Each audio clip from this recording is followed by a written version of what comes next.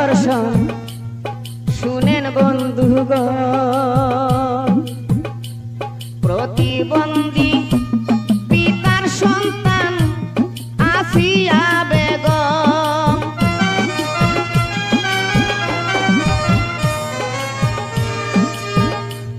মাগুরাতে শিশু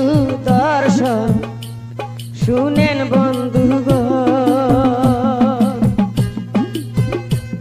প্রতিবন্ধী পিতার সন্তান হাসিয়া বেগম, 8 বৎসর বয়স মাত্র তৃতীয় শ্রেণীতে পড়ে, প্রতিবেশী লোকজন সবাই তারে অতি